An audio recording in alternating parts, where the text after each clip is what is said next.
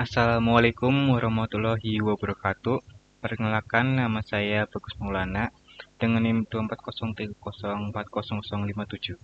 Pada video ini, saya akan memaparkan hasil analisis tugas pengolahan jitter digital, yaitu menentukan pembagian terbaik antara background dan foreground menggunakan perhitungan within class variance atau WCV.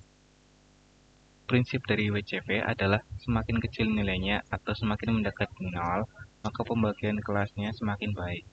Hal ini karena nilai piksel di dalam masing-masing kelas jadi lebih seragam. Pada tugas ini saya akan mencoba semua kemungkinan pembagian dari nilai intensitas 0 sampai 5, yaitu mulai dari 1 background, 5 foreground, sampai 5 background, 1 foreground. Setelah itu saya akan membandingkan hasil nilai WCV dari masing-masing pembagian.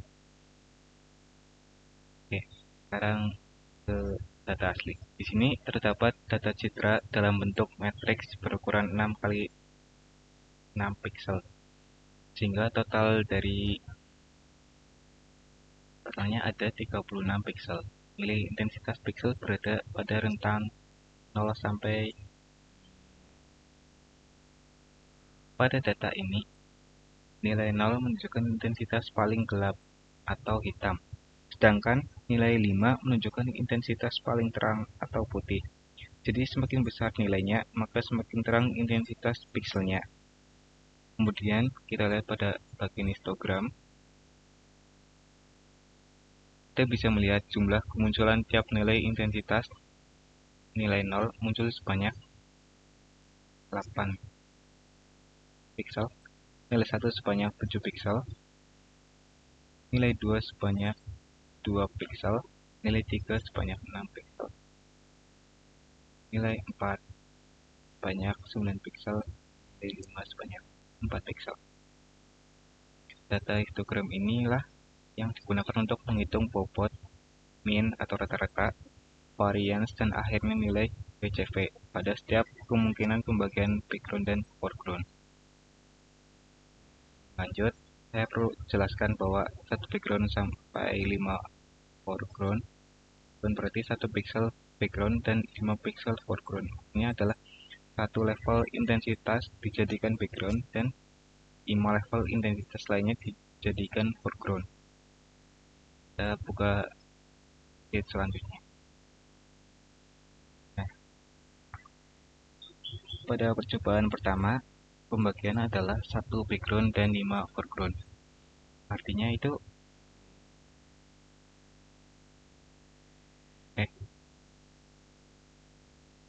nah seperti ini ya.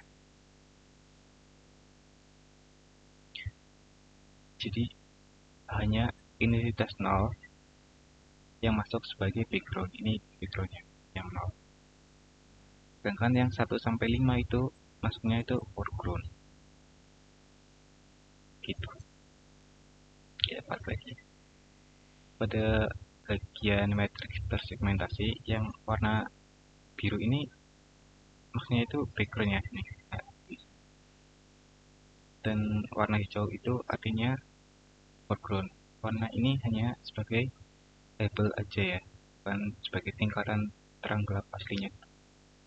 Untuk intensitas asli tetap berlaku bahwa 0 adalah gelap dan 5 adalah terang. Yang menurut saya gampang itu.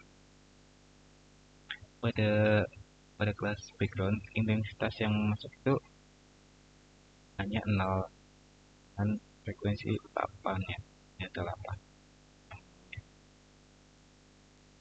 Jadi bobotnya itu jadi bobot background itu 8 per 36 kali hasilnya ini. Karena semua nilainya 0, maka rata-rata background adalah 0 dan frekuensinya juga 0. Nah, di bagian foreground, intensitasnya yang masuk itu adalah 1 sampai 5. Jadi ada 28 pixel totalnya. Dari perhitungan sheet ini, rata-rata foreground adalah 3,0357 dan variance foreground itu 1,630. Nah, kemudian CV-nya dihitung pakai rumus bobot background dikali ya,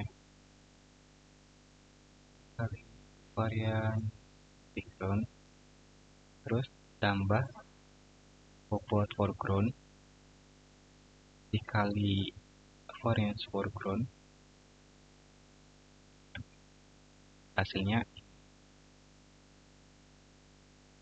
itu 1,5268.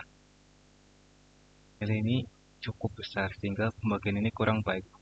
Penyebabnya kelas foreground terlalu luas karena mencakup nilai intensitas 1 sampai 5 sehingga varians di dalam kelas foreground masih besar. Terus kita lanjut ke sheet berikutnya. Pada percobaan kedua ini intensitas itu 0 dan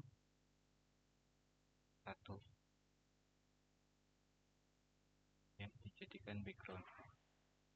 Sedangkan seperti ini ya.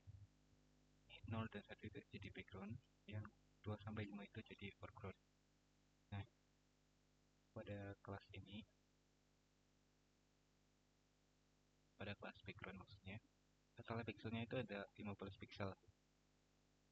Itu dari intensitas 0 sebanyak 8 dan intensitas 1 sebanyak 7. Jadi buat backgroundnya itu 15 per 36. Terus akhirnya itu ininya. Terus rata-rata backgroundnya itu ini. Kemudian varian background hasilnya setelah dihitung menggunakan rumus PCV. Belum lanjut ke foregroundnya. Buat foregroundnya itu segini, rata-ratanya segini. Tadi kan udah dikasih tahu rumus varians itu kita hitung CV-nya menghasilkan 0,5561. Nilai ini lebih kecil daripada pembagian sebelumnya. Yang sebelumnya kan 1,528, yang ini turun jadi 0. Di pembagian satu background 4 foreground lebih baik dibandingkan satu background 5 foreground. Namun nilai ini masih belum menjadikan yang paling kecil, nggak belum jadi yang terbaik. Ke 3 background dan 3 foreground. Nah, ini sebenarnya sudah dijelasin sama Pak dosen sebelumnya, tapi kita bahas lagi jika pada percobaan ini intensitas itu 0, 1, dan 2 itu dijadikan foreground, jadi seperti ini ya. Dan terus 2, 4, 5 itu dijadikan background. Itu ini rata itu kayaknya ya, 3 seperti itu. Jadi bisa juga disebut threshold 3. Itu nilai yang lebih kecil dari 3 termasuk background, sedangkan nilai 3 ke atas termasuk foreground.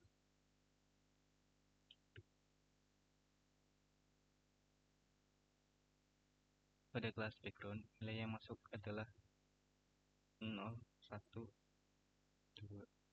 Di total pixelnya itu ada 17 pixel. Itu 8 pixel bernilai 0, 1 pixel bernilai 1. Ini ya, 1 pixel bernilai. Jadi bobot backgroundnya itu 17 per 36. Terus rata-rata backgroundnya itu 0,641.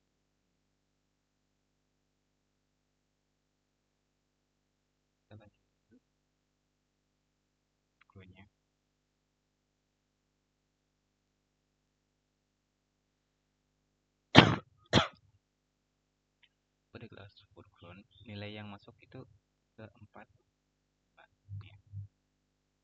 Jumlah pikselnya itu ada 19.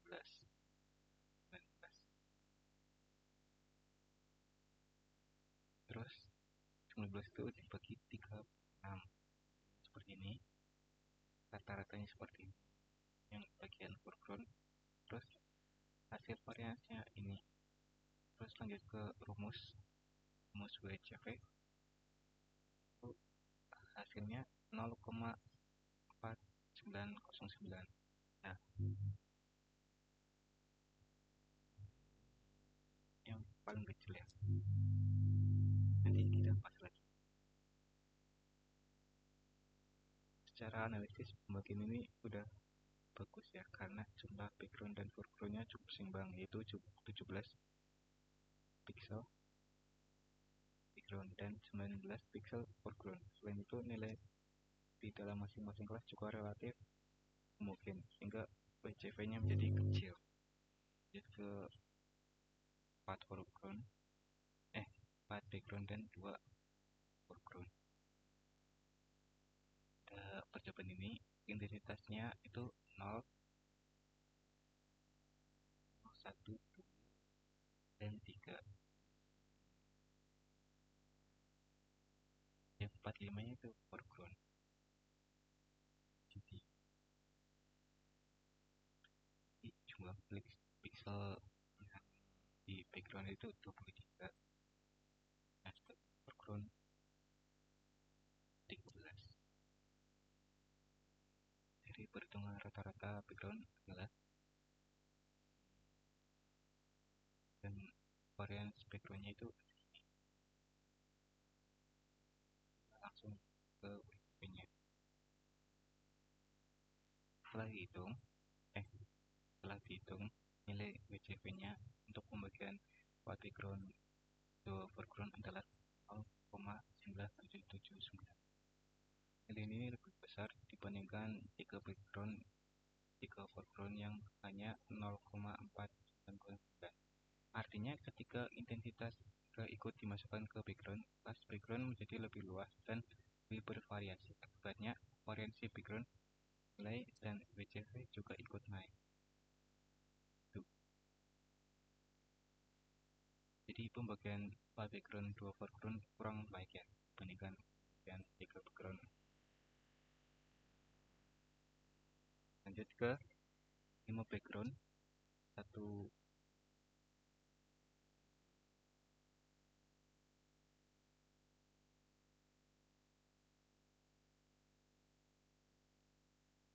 ya.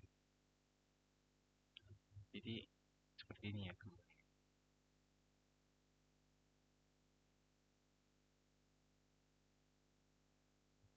Yang 0 sampai 4 itu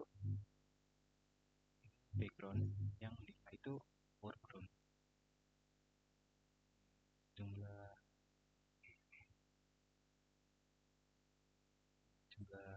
pixel background itu ada 32, sedangkan foreground ada 4 pixel doang. Pada kelas background, karena nilai yang masuk terlalu banyak, yaitu 0 sampai 4, maka kelas background menjadi sangat bervariasi dari frekuensi background sampai 2,530. Sedangkan kelas foreground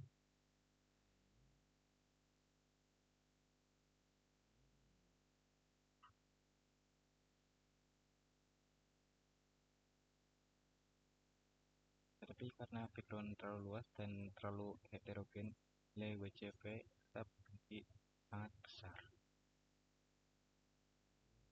Ini yang paling parah ya. Ini lebih dari satu, harusnya itu yang paling baik itu yang mendekati lebih dari satu. Nah, ini bukan nilai WCV terbesar dari semua percobaan. Jadi pembagian ini adalah pembagian paling buruk karena background terlalu luas dan tidak mungkin. Terus lanjut ke sheet pembagian. Pada sheet ini terlihat rangkuman semua hasil percobaan saya.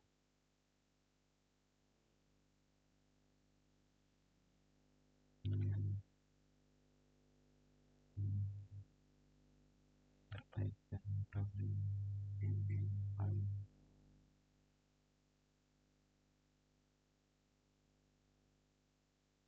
Dari semua hasil tersebut, WJW terkecil adalah yang 0,4, itu pembagian 3 background 3 foreground yang dan sudah dijelaskan juga. Sedangkan pembagian yang terburuk itu yang terakhir tadi ya, background, karena ini lebih dari satu, yang satu aja parah, ini dua, lebih dari dua pula. Nah, kesimpulannya itu pembagian terbaik pada citra ini adalah itu 3 background dan 3 foreground, karena menghasilkan nilai WCV yang paling kecil atau paling mendekati 0. Dengan kata lain, threshold terbaik berada pada nilai 3, itu intensitas di bawah masuknya itu background, dan intensitas 3 ke atas masuknya foreground. Dari analisis juga dapat disimpulkan bahwa pembagian background dan foreground tidak bisa hanya ditebak atau dibagi sembarangan. Semua kemungkinan perlu dicoba dan dibandingkan, lalu dipilih hasil dengan WCV terkecil. Dan pemaparan hasil analisis saya. Terima kasih. Assalamualaikum warahmatullahi wabarakatuh.